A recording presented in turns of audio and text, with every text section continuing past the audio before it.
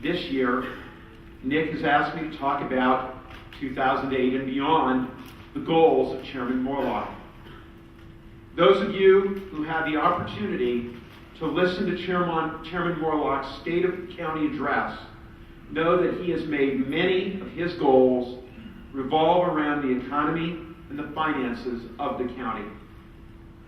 Thus, he supports fiscal transparency through annual detailed budgets, business plans, the 5-year strategic financial plans, and the use of the internal audit and now performance audit departments.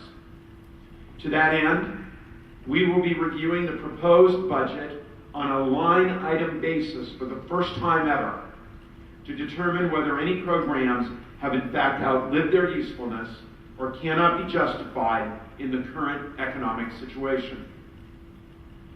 He is concerned with the requirements of Government Accounting Standards Board 45, GASB 45, since compliance with it by the county now demonstrates the huge unfunded actuarial accrued liability that we face. That means that this county owes $3.2 billion that it currently does not have and will need to find a way to pay for.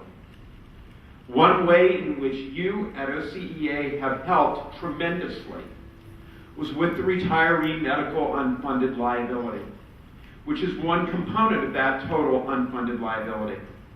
In June of 2006, the retiree medical unfunded liability stood at $1.4 billion, and the county's annual required contribution on this amount was $131 million. The county did not have the revenue to fully fund this liability, but you, through your leadership, and the county worked together to make changes to the retiree medical plan. The county more than tripled its annual contribution from 1% of payroll to more than 3% of payroll. You made significant concessions to lower costs, and we split the pool. The sharing of the sacrifice reduced the unfunded liability by $940 million, and the annual required contribution was reduced to $31 million. Today, I carry the personal gratitude of Chairman Moorlach to his negotiating partner, Nick Baradino, and all of you for that tremendous accomplishment. We are still paying off the bankruptcy-related debt in the amount of $80 million a year through 2016. So if it were not for the cooperation among you and the CEO and the Board of Supervisors, we could not have met even the annual required contribution, which would have had grave consequences for the county's credit rating.